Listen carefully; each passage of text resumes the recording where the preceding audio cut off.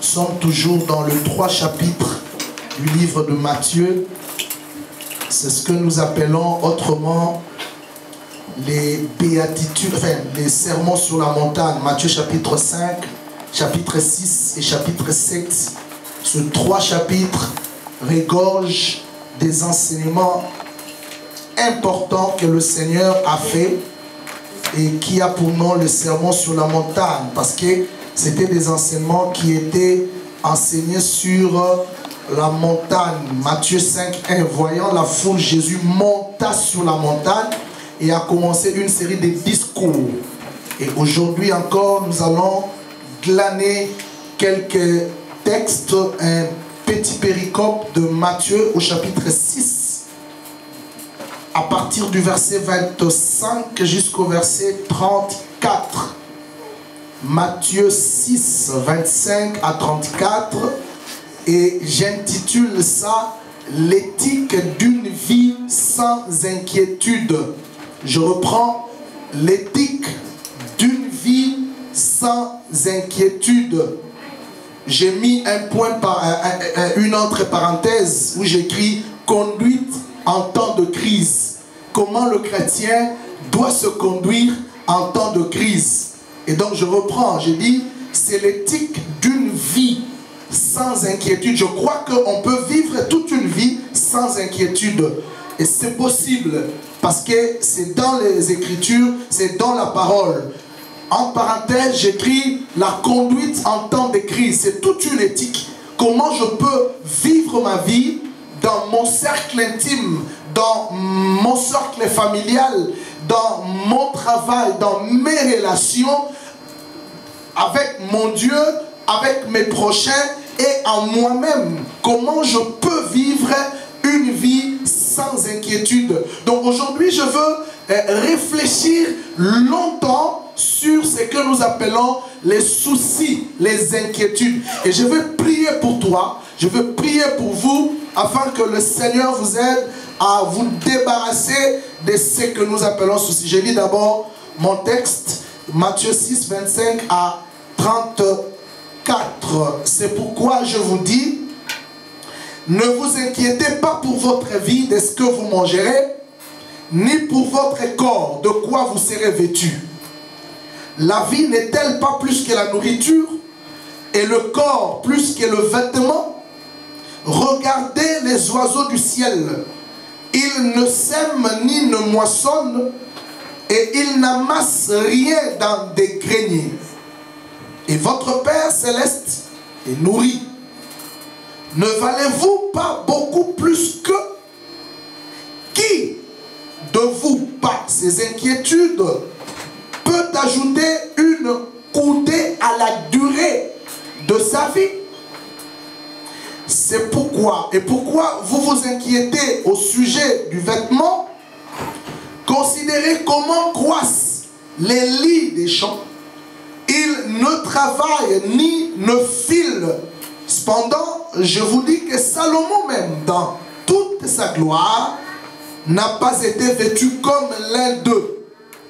Si Dieu revêt ainsi l'herbe de champ qui existe aujourd'hui et qui demain sera jetée au four, ne vous vêtira-t-il pas à plus forte raison, gens de peu de foi? Ne vous inquiétez donc point et ne dites pas, que mangerons-nous? De quoi serons-nous vêtus? Que boirons-nous? Car toutes ces choses, ce sont les païens qui les recherchent. Votre Père céleste sait que vous en avez besoin. Cherchez premièrement le royaume et la justice de Dieu, et toutes ces choses vous seront données par-dessus. Ne vous inquiétez donc point du lendemain, car le lendemain aura soin de lui-même. À chaque jour suffit sa peine. Est-ce que nous pouvons acclamer pour la parole du Seigneur?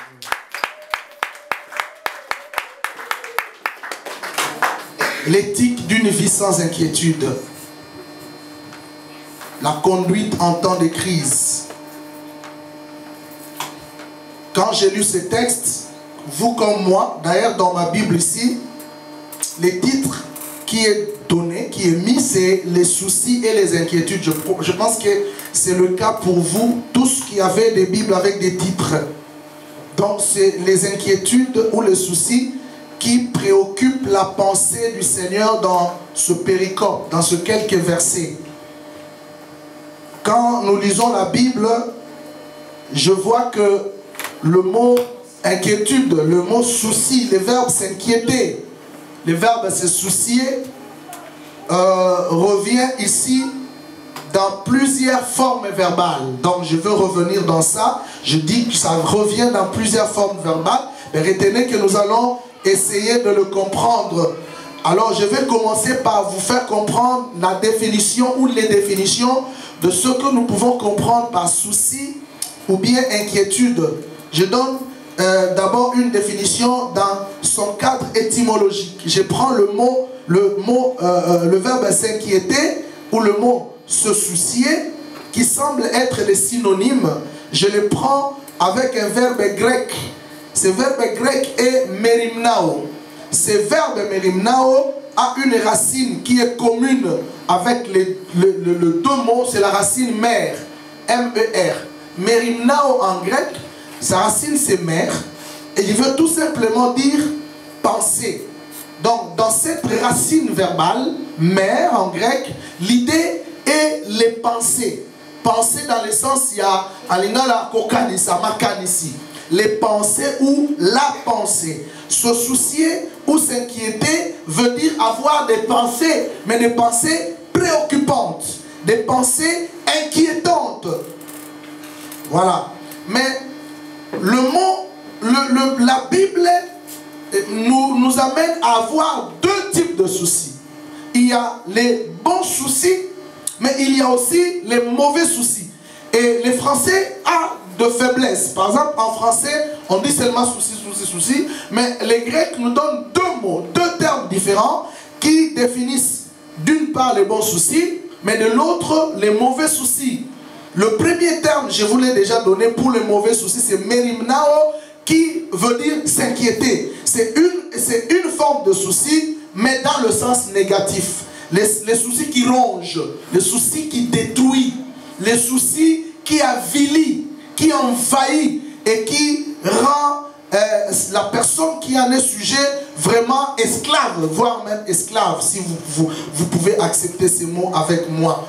Mais le deuxième terme qui peut être aussi compris par un souci, c'est en grec epileomai. Epileomai veut tout simplement dire souci, mais dans l'aspect positif. Et là, c'est dans le cadre de témoigner de la sollicitude à quelqu'un. C'est ça, c'est là qu'on utilise le mot souci. Et la vraie expression qui peut rattacher ce mot souci, c'est non seulement témoigner la sollicitude, mais prendre soin de quelqu'un. Quand un parent prend soin de son enfant, nous dirons qu'il se soucie de son enfant. Mais ce n'est pas un souci inquiétant. Je veux que mon enfant s'habille. Je veux que mon enfant soit en bonne santé. Je me soucie de lui. Ça ne me ronge pas. Mais au contraire, je prends soin de lui. C'est ça, ce soucier. Mais cette forme de souci est un souci positif. C'est pourquoi d'ailleurs, si je vous donne un texte ici, vous n'allez pas comprendre que ce texte, en un seul verset, on utilise deux types de soucis. C'est curieux. En un seul verset, mais quand vous le lisez en français, vous ne le voyez pas, vous ne le comprenez pas. Mais moi, quand je l'ai lu dans ma Bible grecque, je vois deux fois le mot souci. Epiméléomai, excusez-moi, et puis merimnao. Donc je vois ces deux mots dans un même verset. Je vous donne ces versets parce que je vais les développer un peu plus loin. Pierre dit, déchargez-vous sur lui de tous vos soucis, car lui-même prend soin de vous. Voilà ce que disent les Français. Alors qu'en grec, il est dit ceci. Déchargez-vous sur lui de tous vos soucis, car lui-même se soucie de vous. Faites comme ça. Il y a deux soucis. Je reprends. Déchargez-vous sur lui de tous vos souci, car lui-même s'est souci de vous. Mais les traducteurs ont bien fait. Pour éviter en français souci, souci, ils ont dit car lui-même prend soin de vous. Donc, les soucis de Dieu, c'est de prendre soin de moi. Alors que mon souci, c'est me détruire. Ou de me détruire, de me ronger. Ton souci te détruit. Mais le souci de Dieu est pour prendre soin. Et Dieu dit, pour que mon souci vienne vers toi, toi prends d'abord tes soucis, donne-les à moi. Qui comprend? Amen. Donc, si toi, tu me donnes tes soucis, et moi, je me soucie de toi. Donc, si tu veux te soucier, moi, je ne me soucierai pas de toi. Si tu veux que moi, Dieu, je me soucie de toi, toi, prends tes soucis, donne-les à moi. Donc, c'est vice-versa. C'est lui qui a ses propres soucis. Il veut autrement dire à Dieu, je n'ai pas besoin que tu te soucies de moi. Moi-même, je me soucie, je m'en soucie, ça me suffit. Laisse-moi me ranger, laisse-moi me détruire à cause de mes soucis. Je ne veux pas que tu prennes mes soucis. Laissez-les à moi, c'est à moi, c'est pour moi. Pas besoin que tu le prennes. Alors que Dieu dit, donne-les-moi. Et puis ce qui est bien, je dis, je veux revenir dans ce verset, mais excusez-moi de l'anticiper, c'est juste une parenthèse. Dieu dit, déchargez-vous. Parce que le souci, c'est une charge.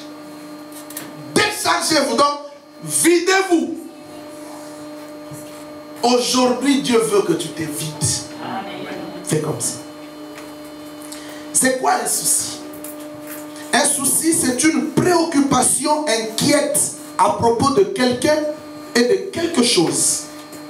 Un souci est une préoccupation inquiète à propos de quelqu'un ou à propos de quelque chose. Cette préoccupation, avoir une préoccupation n'est pas mauvaise, c'est avoir.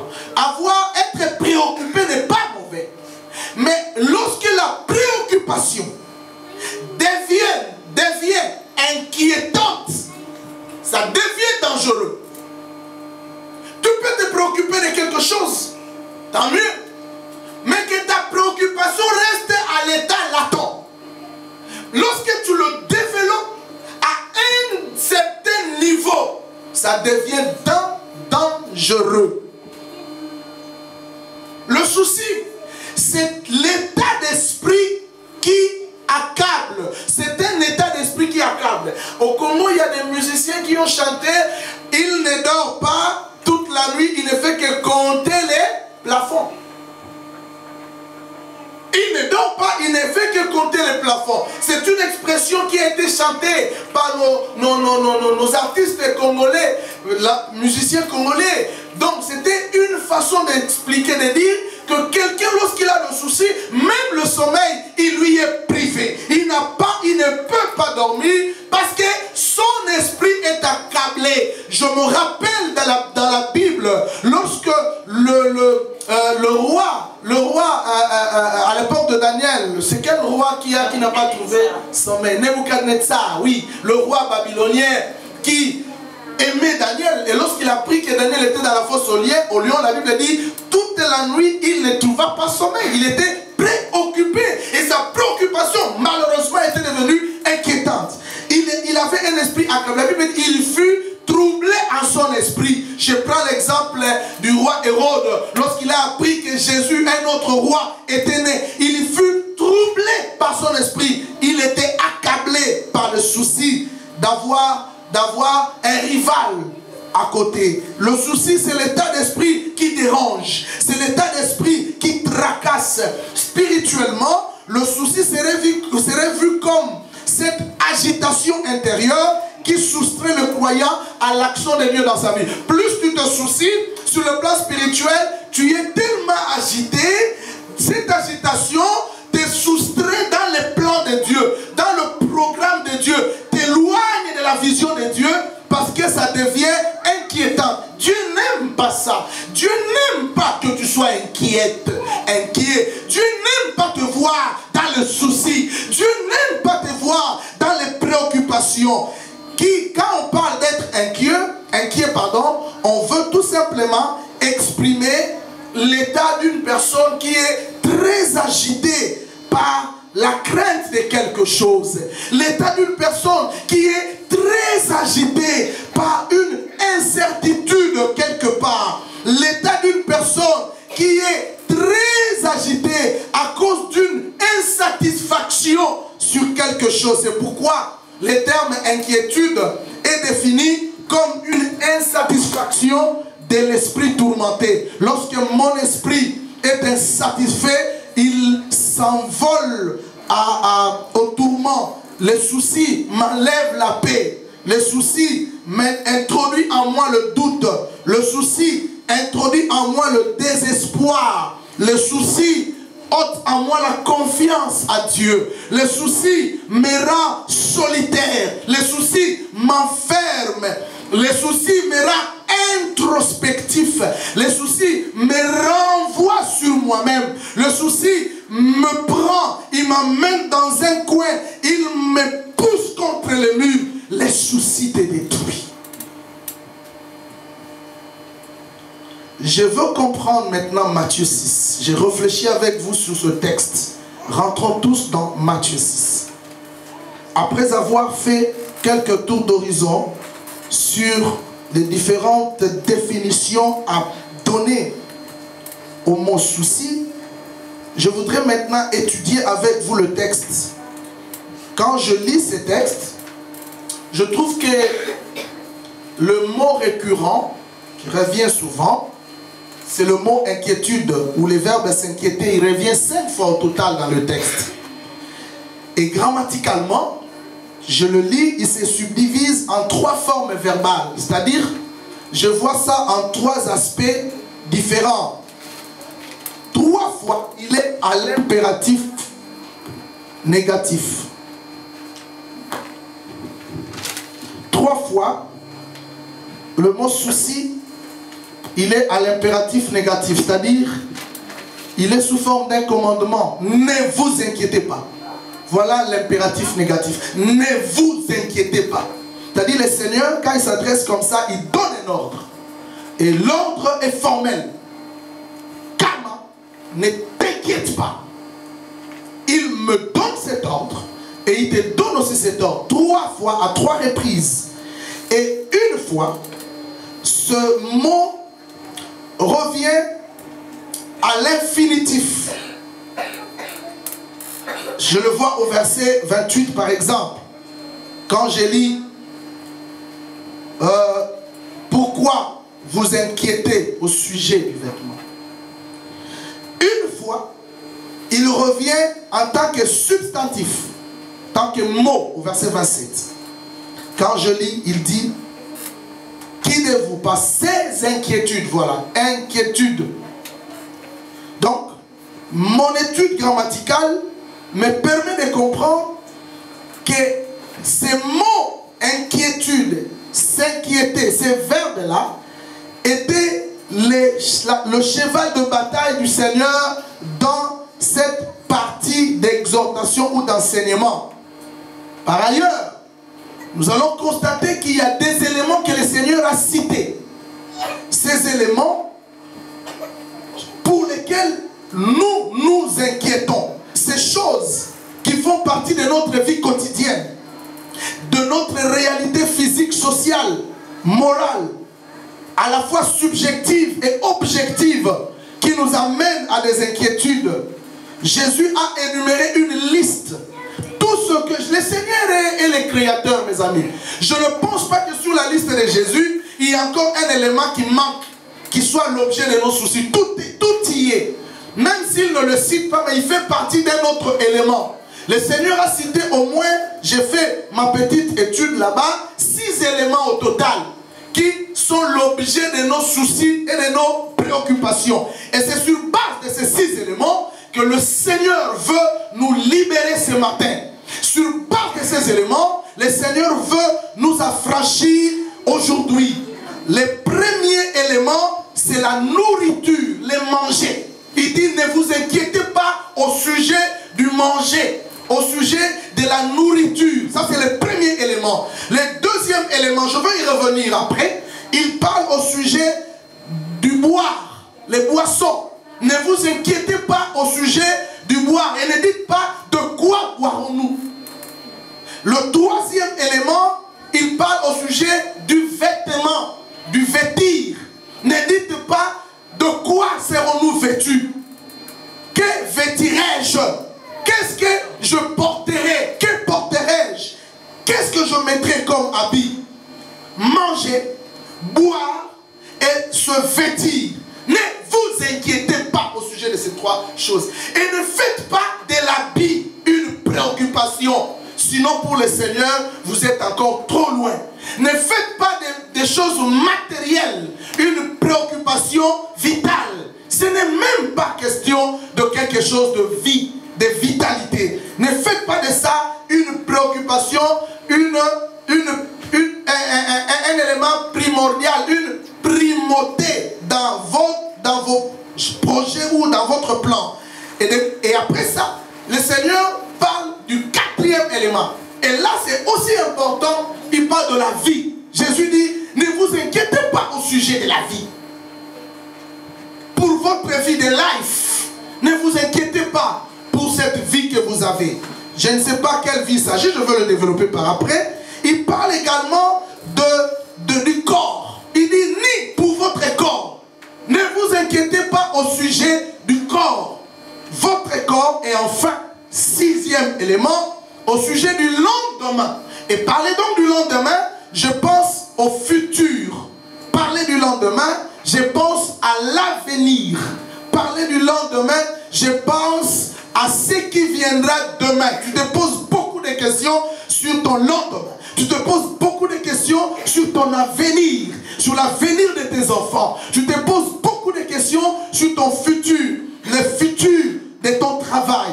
Alors mes amis, si je comprends bien, j'analyse tous les éléments sur lesquels nous nous inquiétons et que le Seigneur a cités ici, je constate que c'est des éléments qui tournent autour de l'existence. C'est pourquoi au 18e, au 19e, même plus loin à l'Antiquité, les grands savants, les grands philosophes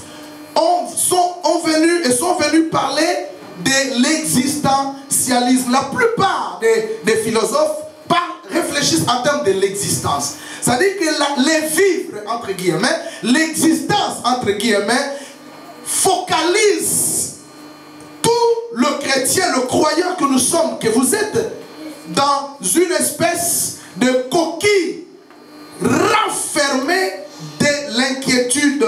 Nous nous inquiétons au sujet de ces choses. Je commence d'abord par les manger, par le boire et par le vêtir. Jésus dit, ne vous inquiétez pas au sujet du manger, au sujet du vêtir, au sujet du boire. Tu peux le comprendre différemment par rapport à celui qui est aujourd'hui au Congo, en Afrique. Parce que le contexte social est différent de nous qui sommes en Europe et de ceux qui sont en Afrique. Néanmoins, dans ce contexte aussi, il faut parler parce que nous sommes dans une situation où les gens se donnent la peine, se chargent, s'entêtent seulement au sujet du vêtir. Ils vont plus que leurs moyens pour s'acquérir de quelque chose moyennant concernant l'habillement, concernant le manger, concernant les véhicules par exemple, la maison par exemple. C'est des choses matérielles qui ne sont pas mauvaises, qui sont bonnes, mais qui ne peuvent pas constituer une préoccupation inquiétante. Mettez ça de côté. Mais je viens sur les trois autres éléments aussi importants qui constituent la base de nos inquiétudes. Le Seigneur parle du corps. Ne vous inquiétez pas au sujet de votre corps. Par le corps, je vois le fonctionnement du corps. Ne vous inquiétez pas au sujet de la maladie, de votre anatomie, de votre physiologie. L'inquiétude du corps amène les autres aujourd'hui à modifier le nez, à modifier les joues, à modifier les seins, à aller dans la chirurgie esthétique parce qu'ils s'inquiètent de leur corps. Ils s'inquiètent de leur forme physique, de leur forme naturelle. Ce sont des gens qui jugent Dieu, qui les a créés, qui juge la nature parce qu'il s'est dit, j'ai un défaut ici, j'ai un défaut quelque part, je dois l'arranger, etc., etc. C'est l'inquiétude au sujet du corps qui va plus loin au sujet des membres. C'est normal, tu as la jambe qui te fait mal, tu t'inquiètes au sujet de tes membres. Tu as les cœurs qui te fait mal, tu as des problèmes cardiaques, tu t'inquiètes au sujet de ton cœur. Tu as l'estomac qui te dérange, tu t'inquiètes au sujet de ton estomac. Tu as ceci, tu as cela, tout ce qui est dans le corps, les membres, les organes vitaux. Tu t'inquiètes au sujet de ça. Mais je vais te donner une nouvelle, une bonne nouvelle. Même si c'est un membre de ton corps qui ne va pas, qui ne fonctionne pas, qui t'amène à des problèmes sérieux, Jésus a une nouvelle pour toi. Il dit, tu ne dois pas t'inquiéter au sujet de ton corps. Dis t'amène avec moi. Amen. Tu ne dois pas t'inquiéter au sujet de ton corps. Tu as des problèmes d'hypertension, ça te dérange. Jésus dit, ne t'inquiète pas au sujet des 7 fléaux, des 7 pathologies. Tu as des problèmes du sucre, tu es dérangé. Ne t'inquiète pas au sujet de cette pathologie. Tu as des problèmes de la maternité. C'est une pathologie physique. Ne t'inquiète pas au sujet de tout ce qui est corps. Jésus dit, ne vous inquiétez pas au sujet de la vie. Parlez de la vie, parlez de l'existence. Je pense au bonheur. Je pense à la réussite. Je pense au succès. Je pense à la stabilité. Je pense à la paix. Je pense à la tranquillité. Tu es très inquiet au sujet de ces choses. Ça fait partie de la vie. Ta vie, tu as comme l'impression, ça ne va pas. Ta vie, tu as comme l'impression, ça tourne à rond. Tu as comme l'impression, ça marque le pas. Ou soit c'est une vie spirale, des montées et des descentes. Ou soit c'est une vie cyclique. Tu tournes et tu reviens sur la case du départ. Tu ne progresses pas, mais tu fais les surplaces. Ta vie a besoin d'un certain bonheur. Tu veux être heureux avec ton mari. Tu dois quand même avoir des enfants. Tu dois quand même fonder une famille. Tu dois quand même te marier. Tu dois quand même vivre heureux. Tu t'inquiètes au sujet de ta vie. Au sujet du lendemain, du futur. Au sujet de l'avenir. Le Christ insiste sur l'inquiétude de l'avenir. Le lendemain prend soin de lui-même. Aujourd'hui, nous parlons de la crise mondiale, la crise financière. Il y a même des mots qu'on vient de connaître, nous autres, on n'a pas fait d'économie. L'austérité, les plans d'austérité des pays occidentaux. On parle de la récession économique. On parle de la crise financière à grande échelle.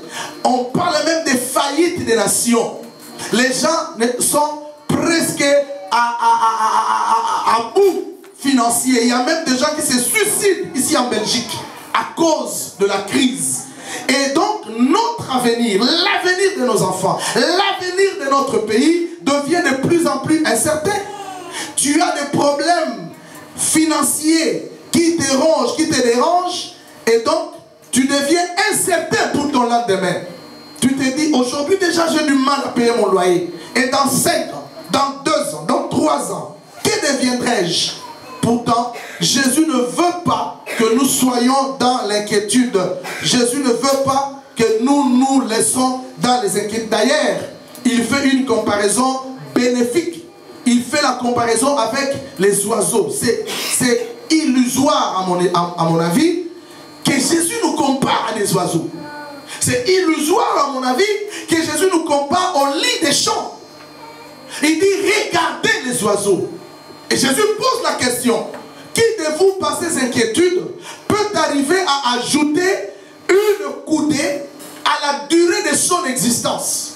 Qui par ces inquiétudes? C'est-à-dire que pour Jésus, l'inquiétude ou les inquiétudes n'ajoutent rien sur moi, sur ma vie, sur ma santé. Au contraire, ça soustrait ma santé, ça ronge ma santé. L'inquiétude n'additionne pas, l'inquiétude soustrait. Dieu veut que nous additionnons, mais l'inquiétude nous soustrait. Il nous soustrait de l'action de Dieu.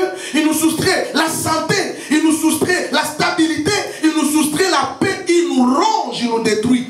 Prenez l'exemple de des oiseaux. Jésus donne l'exemple des oiseaux. Aujourd'hui, dans ce monde matérialiste, dans ce monde qui a besoin du travail, qui n'est pas mauvais, qui est excellent et qui est encourageant, on ne peut pas accepter cette comparaison. Les oiseaux du ciel, ils ne sèment ni ne moissonnent. Vous pouvez me dire, frère, ça c'est archaïque, antique. Comment tu peux vivre aujourd'hui sans travailler? C'est vrai. Mais Jésus dit, regardez les oiseaux du ciel, ils ne sèment ni ne moissonnent, ils ne cultivent pas. Mais votre Père Céleste les nourrit. C'est illusoire, je dis bien. Mais il faut le comprendre avec de l'œil spirituel, pas avec de l'œil humain, pas dans la vision humaine. Il dit, regardez les lits des champs. Les lits des champs qui ne travaillent ni ne filent, ils n'entreprennent pas, ils n'ont pas de CDI, ils n'ont pas de travail, ils n'ont pas là où gagner le pain chaque mois, mais votre Père Céleste leur donne du vêtement.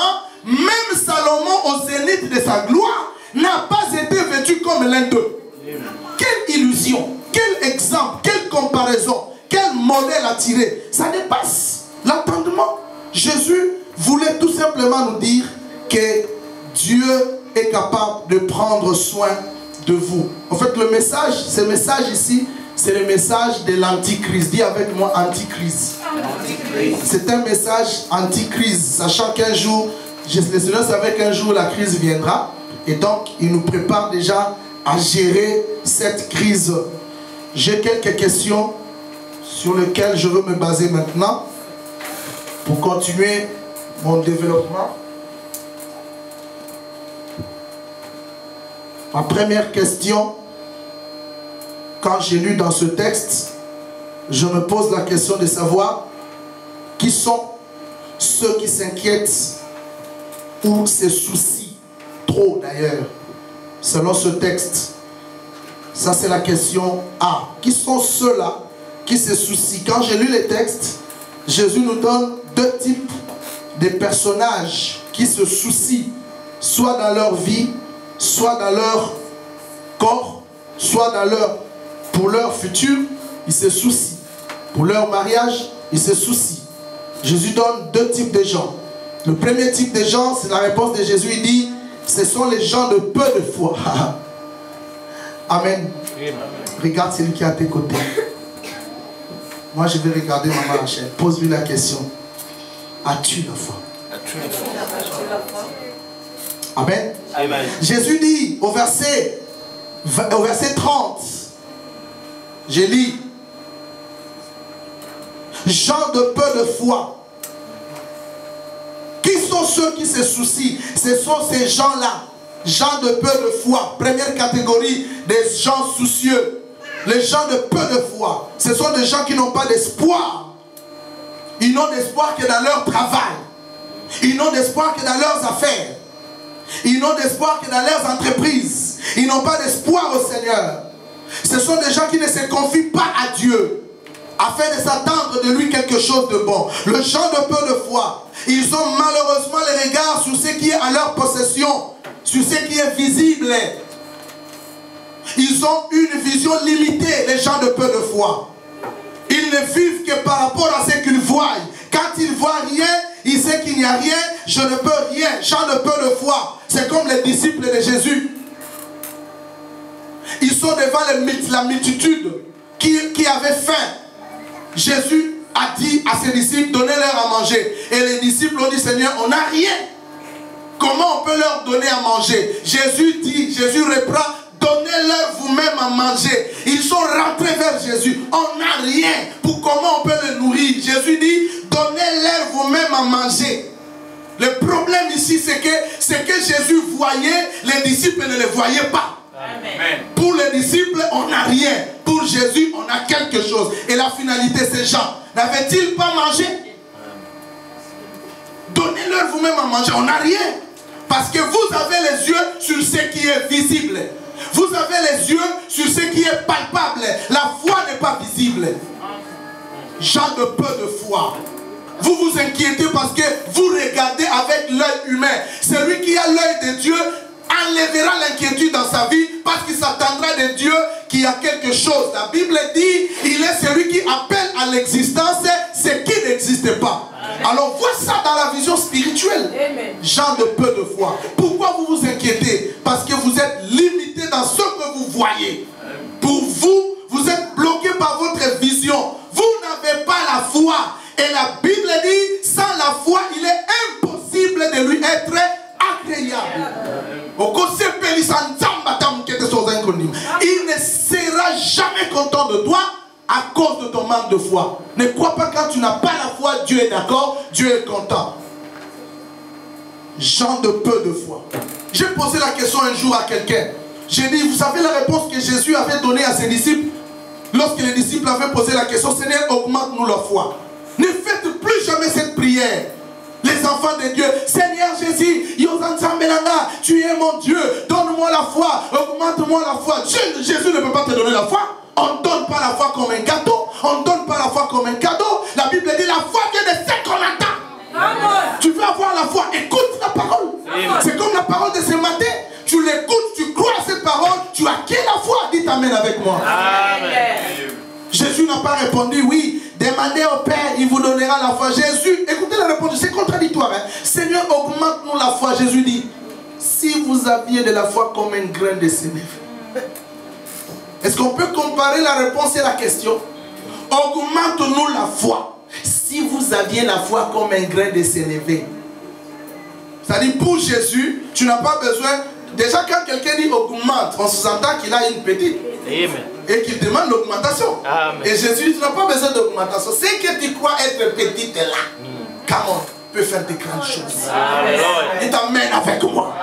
Peut faire des grandes choses. Tu n'as pas besoin de demander augmente. Je ne t'augmente pas. Tu as quelque chose. Parce que tu as déjà entendu parler de la parole. Prends cette parole. Il y a une promesse dans la parole. Crois à cette parole. Déclare-la. Amen. Même si tu n'as pas besoin de prier, déclare la parole. Seigneur, la Bible dit, je ne mourrai point, je vivrai, je raconterai les œuvres de l'Éternel. Déclare ça. C'est ça la foi. Tu crois que y a des problèmes parce que tu oublies que tu as la parole et tu peux faire la déclaration de la parole. Amen. Amen. Deuxième catégorie des gens qui s'inquiètent, les païens. Je suis désolé de te dire que tu t'inquiètes pour les vêtements, tu es un païen. Amen. Excusez-moi, je n'injure personne ici, mais c'est le Seigneur qui me le dit. Ce sont les païens qui les réclament, recherchent. S'habiller, manger bien, boire bien, vivre bien. C'est les païens qui les recherchent. Amen.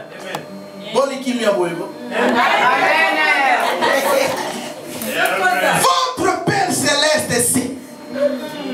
Lui qui a fait habiller les lits des champs. Frère, en fait, pour Dieu, tu dois t'habiller plus que les païens. Amen. Mais pas dans l'inquiétude. Yes. Parce que beaucoup de la pointeur, beaucoup de la mère, tu as 50 € et l'équipe a 2000 €. Quand tu mets ça sur toi, on dit waouh. Ce sont les païens qui les recherchent. Les païens recherchent ces choses pour satisfaire à leur passion orgueilleuse et égoïste. Ils sont esclaves de leur passion et font tout pour être vus des hommes, être glorifiés des hommes, être acclamés des hommes. La Bible dit, votre Père sait de quoi vous avez besoin. Voilà les deux choses. La deuxième question. Je posais une deuxième question. Quelles sont les causes des inquiétudes? On a vu les choses sur lesquelles on s'inquiète. Mais quelles en sont les causes? Quelles sont les causes de nos inquiétudes? On parle de soucis, des inquiétudes. Mais ça commence comment? Ça vient comment? J'ai donné 4 étapes évolutives des soucis, des inquiétudes chez les chrétiens, chez les croyants, chez les hommes. Parce que ce message ne concerne pas seulement les chrétiens, même les païens. Tous les hommes ont des soucis et ces soucis de quelque chose. D'abord, tout commence avec les besoins et les désirs. Il n'y a pas de soucis sans besoin. Vous êtes d'accord avec moi? Amen. Tout commence par des sources, par des désirs, les besoins. Les besoins, il y en a de plusieurs sortes. Il y a des désirs qui sont passagers. J'ai soif de boire, dès que je bois, ça part, n'est-ce pas? Il y a des besoins qui sont permanents. Il y a des besoins qui sont vitaux. Il y a d'autres, enfin, qui sont naturels. Mais attention, attention, parce que ces désirs peuvent devenir obsessionnels. Ces désirs, pour certains, même pour d'autres, peuvent devenir possessifs. Faites très attention, mes amis. Lorsqu'on a des désirs, ce que l'on recherche, c'est de les satisfaire. Vous êtes d'accord avec moi? Tu as des besoins. Tu as un besoin sexuel. Tu as 40 ans. Tu es au zénith d'une activité sexuelle intense. Tu as 30 ans. Tu es à la croisée d'une vie sexuelle active. C'est normal, c'est un désir naturel. Tu dois le satisfaire. C'est un désir. Il monte, il monte. Tu as besoin d'avoir des enfants. Quand tu vois tes collègues, tes amis, avec leurs enfants qui les appellent maman, papa, tu es rongé. Tu te dis, mais moi aussi, je dois avoir mes enfants. Moi, pourquoi pas moi? Je crois, c'est tout à fait normal. C'est logique. C'est un souci, c'est un désir. Les désirs naissent, ou les désirs naissent. Les inquiétudes naissent, ou les inquiétudes naissent par les désirs. Mais écoutez la deuxième étape. Lorsque ces désirs qui est né ou qui sont nés sont présents, ils demandent un moyen pour être satisfaits. Maintenant, je parle de la satisfaction, entre guillemets, de désir. Naturellement, l'homme a besoin de satisfaire à ses désirs. Il y a le besoin qui demande de moyens financiers pour être satisfait. Il y a d'autres qui nécessitent la présence d'une autre personne. Les désirs sexuels, tu ne peux pas les satisfaire avec un mur. Avec ton lit, tu as besoin d'une personne. C'est un désir qui nécessite une présence. Il y a des désirs qui nécessitent de l'argent. Il y a des désirs qui nécessitent des moyens matériels. Il y a des désirs de tout genre. Des besoins primaires et secondaires. Ils ont besoin d'être accomplis. Et plusieurs de ces désirs restent malheureusement insatiables, insatisfaits, inaccomplis. Lorsque le désir ne trouve pas de moyens pour son accomplissement, on va à la troisième étape. C'est la longue période d'attente. Je voudrais ici vous signifier les différentes étapes du développement d'une vie inquiétante. Je commence par les besoins. Les besoins naturels, normaux, les besoins physiques, spirituels, matériels, financiers, moraux, sentimentaux, émotionnels, les besoins, les désirs, première étape. Deuxième étape, les désirs ont besoin. Les désirs nécessitent le moyen pour être accompli. Faute de moyens, il n'est pas accompli. Je veux me marier, les femmes ne manquent pas.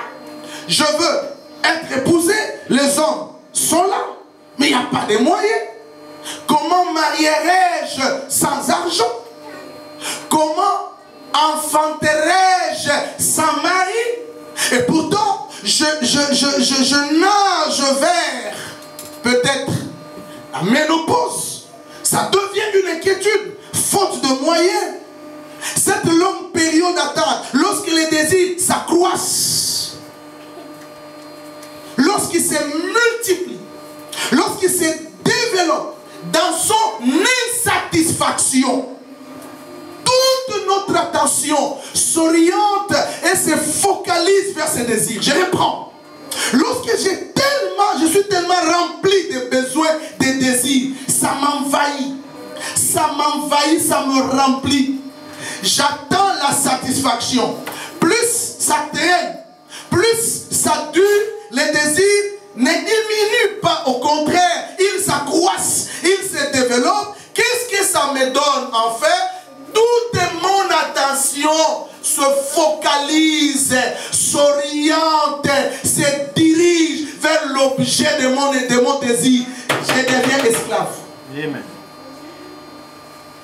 Tu te réveilles le matin, le désir t'embrasse. Tu te souviens, au fait, je n'ai pas d'enfant, Seigneur, oh là là. Tu sors en chemin, tu vois une femme passer avec son bébé qui crie maman, maman, maman, maman. Les désirs rentrent, le besoin dit lui, elle au moins, aime-moi. Tu veux dormir, tu rentres dans ta chambre, tu mets tes genoux, tu veux dire merci Seigneur, tu te retrouves qu'il n'y a personne qui crie maman, maman, maman, maman. Ça remonte sur toi, tu dis pourquoi moi? Les soucis prennent place. Parce que l'objet de nos désirs est loin d'être accompli. Quand cette longue attente se prolonge, elle ouvre la porte vers une série de questionnements. Voilà des questions que l'on peut se poser. Où est Dieu dans tout ça? Where is God? Où est-il, c'est Dieu? Pourquoi seulement moi? Pourquoi seulement moi? Pourquoi pas les autres? Pourquoi seulement moi? Qu'ai-je fait, moi, pour subir toutes ces choses? Qu'ai-je fait? Jusqu'à quand supporterai-je ces conditions de vie?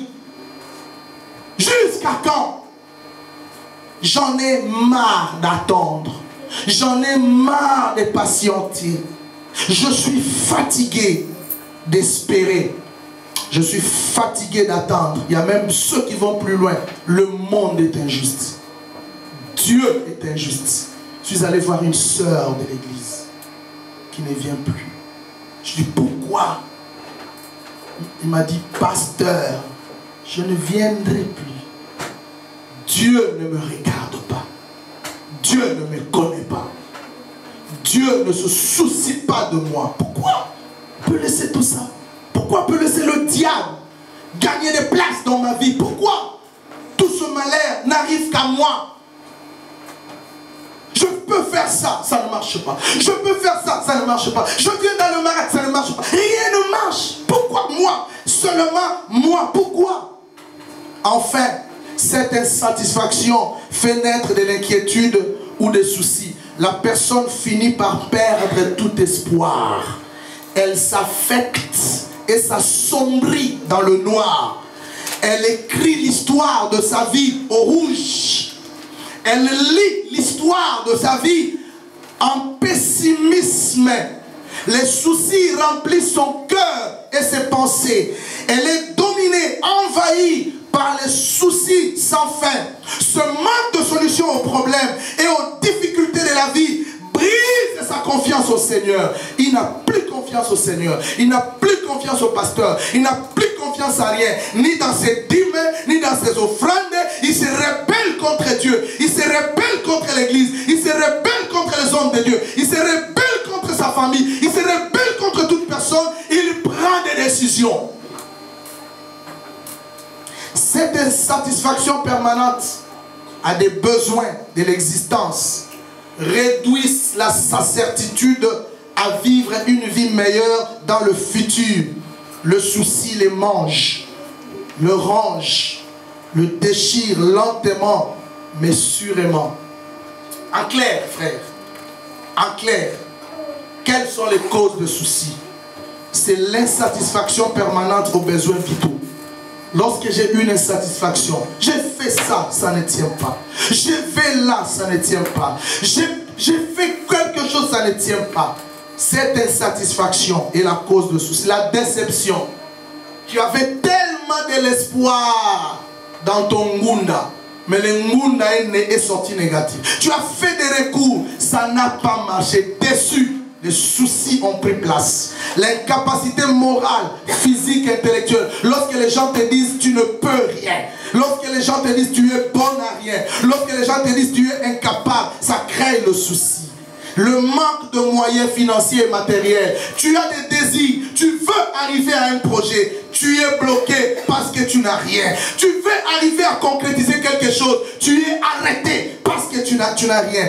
Les soucis naissent. La culpabilité. Tu as fait quelque chose qui continue de persister, de peser sur toi. Ça te ronge. Tu deviens coupable de l'acte posé. tu as le souci. La mauvaise orientation, le mauvais choix, tu as fait une mauvaise orientation de la vie, un mauvais choix dans ton mariage. Aujourd'hui, tu regrettes. Pourquoi suis-je allé là-bas? Pourquoi ai-je rentré là-bas? Ça crée le souci. L'indécision, tu ne sais pas être stable, constant dans tes décisions. Tu seras amené à des soucis. La maladie, elle va, elle rentre, elle revient, elle part, elle revient. Tu as des soucis. La crise morale, éducationnelle, chez tes enfants, la crise dans ton portefeuille, l'austérité qui frappe le pays, tu travailles, aujourd'hui tu es au chômage économique, tu as des soucis. Voilà mes amis, les différentes causes de soucis. Jésus veut guérir le cœur aujourd'hui. Ce n'est pas moi, c'est la parole qui guérit. Il envoya sa parole. La parole a une mission. La mission de la parole, c'est de nous guérir. Dis avec moi, me guérir. Si tu crois ce matin, la parole te guérira. Amen. Il bandera les plaies de ton cœur. Tu sortiras heureux, heureuse. Tu diras, thank you God. Enfin mes amis, je ne termine pas mon enseignement ici. On va continuer les dimanches prochains. Mais je vais vous donner un dernier point pour ce matin. Les dimanches prochains, nous allons clôturer cet enseignement si bénéfique. Quels sont les dangers, des soucis ou des inquiétudes? Ma troisième et dernière question pour ce matin. Quels sont les dangers? Les différents dangers des soucis. Peut-être tu te soucies, tu es préoccupé. Mais tu n'as jamais compris les dangers que tu cours. Vous n'avez jamais compris les dangers que vous courez. Nous n'avons pas compris les dangers que nous courons. Quels en sont ces dangers? Quels sont les dangers des soucis et des inquiétudes? Je le subdivise en deux. Je prends les dangers sur le plan spirituel d'abord. Quels sont les dangers sur le plan spirituel? Sur le plan de la foi. Sur le plan moral en quelque sorte. Et aussi je parlerai des dangers sur le plan physique. Mais d'abord je commence sur le plan spirituel. Les dangers des soucis. Je vais vous donner une série de textes que nous allons lire. Le premier texte, Luc 21, 34. Écrivez seulement s'il vous plaît. Écrivez seulement. Et moi je vais lire. Je demande au diacre Didier, s'il vous plaît, de nous faire la lecture. Luc 21, 34. Lisons ce texte. Que dit Luc 21, 34? Prenez garde à vous-même, de crainte que vos cœurs ne s'appesantissent par les excès du manger et du boire et par les soucis de la vie, et que ce jour ne vienne sur vous à l'improviste. À l'improviste. Selon ce texte, les soucis de la vie, premier danger spirituel, écrivez, les soucis de la vie appesantissent le cœur. Le souci de la vie alourdissent le cœur, l'âme. Le souci de la vie charge le cœur, l'âme. Le verbe appesantir en grec, qui est d'ailleurs ici conjugué au passif, veut tout simplement dire être chargé, être accablé. Le souci charge nos cœurs. Je prends une grosse pierre, je dépose sur mon cœur. Mon cœur n'est pas fait pour supporter le poids d'une grosse pierre. Mais moi, têtu que je suis, je prends la grosse pierre là, noire, je la dépose sur mon cœur et mon cœur innocent commence à souffrir. Est-ce que je m'aime? Est-ce que tu t'aimes vraiment? Laisse ton cœur libre. Ne charge pas ton cœur. Les soucis chargent le cœur. Les soucis de la vie, une fois qu'elle occupe l'âme, elle devient incapable de quoi que ce soit. Toute son attention est dirigée vers l'objet de sa préoccupation. Un tel cœur perd la pédale, perd le contrôle. Il est désorienté jusqu'au jour où il sera libéré de tous ses soucis. Les soucis apaisantissent les cœurs. C'est une charge que vous avez déposée sur votre cœur, mes amis. Moi, j'ai compris la parole. Et j'ai dit, Seigneur, je veux pratiquer la parole. En l'ayant compris et en le pratiquant, mes amis, je suis un témoignage. J'ai tout fait à travers la parole que je vous enseigne. Moi-même, je l'ai pratiqué. J'ai pris tous les soucis qui chargeaient mon cœur. Je les déchargé de mon cœur. Si je vous explique ce que j'ai subi, ce que je vis aujourd'hui, je crois que tu peux le faire. I believe que tu peux le faire, tu es capable. C'est pourquoi on parle de déchargement. Le souci de la vie charge les cœurs. Pourquoi tu commences à souffrir de l'hypertension? Pourquoi aujourd'hui tu as des palpitations? Pourquoi aujourd'hui ton cœur a des problèmes de la régulation cardiaque?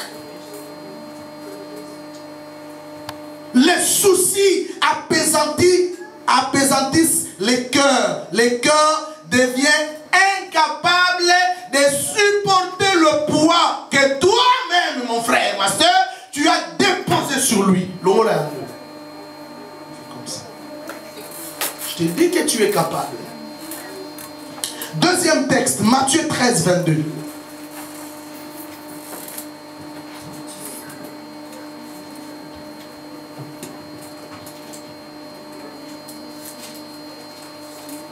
C'est lui qui a reçu la sémence parmi les épis.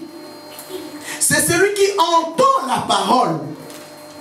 Mais, vie chrétienne, comme nous disons à Lingala, tu auras une vie chrétienne de on te pousse. Boum! Vous savez, à Kinshasa, on avait des véhicules qui ne peuvent s'allumer que lorsque vous poussez. Poussez, poussez, poussez, poussez. Vous poussez, ça fait bang, bang, bang, bang, bang, bang, bang, ça coupe. Poussez, poussez, bang, bang, bang, bang, bang, ça coupe. Les gens comme ça sont de soucieux. Qu'est-ce qui se passe? Le verbe étouffé est traduit des mots grecs qui signifient serrer. Je vais vous expliquer, c'est merveilleux, frère. La Bible est profonde, elle est merveilleuse. Je l'aime. Les Écritures, je l'aime. Et surtout que c'est Jésus lui-même. C'est-à-dire, quand vous avez le souci dans votre cœur, voilà ce qui se passe. Lorsque vous écoutez la parole en tant que sémence, c'est ça mon cœur. Les soucis sont déjà là. Ma parole, la parole pardon de Dieu vient, entre dans mon cœur. Maintenant, les soucis qui ont déjà une place en moi, font quoi? Commence à serrer ma parole. Regarde, souci ici, sémence ici, parole de Dieu. Les soucis font comme ça. Il serre la parole. Serrer la parole de manière à la sortir de l'espace. Le souci dit, mais ça c'est mon espace. J'occupe cet espace. Ça c'est ma maison, ça c'est ma tante. Toi, tu es venu faire quoi ici? Allez, va-t'en. Serre la parole, comme ça. Comme ça. Et ça sort la parole de l'espace occupé. Et maintenant, il reste les seuls maîtres à bord. Tu entends la parole, les soucis serrent cette parole. Et ça, en serrant la parole, voilà ce qu'il dit, et la rend infructueuse. C'est-à-dire que la parole que tu entends pendant 10 ans, pendant 15 ans, n'aura jamais d'effet dans ta vie parce que les soucis chassent cette parole. Conséquence de Matinda, les gens qui ont la foi. Pourquoi tu n'es pas venu? Parce que j'étais fatigué. Il n'était pas fatigué, c'est un soucieux. La parole n'a pas de place dans sa vie. Pourquoi tu n'es pas venu? Pasteur, j'avais des problèmes. Je comprends, tu avais des problèmes.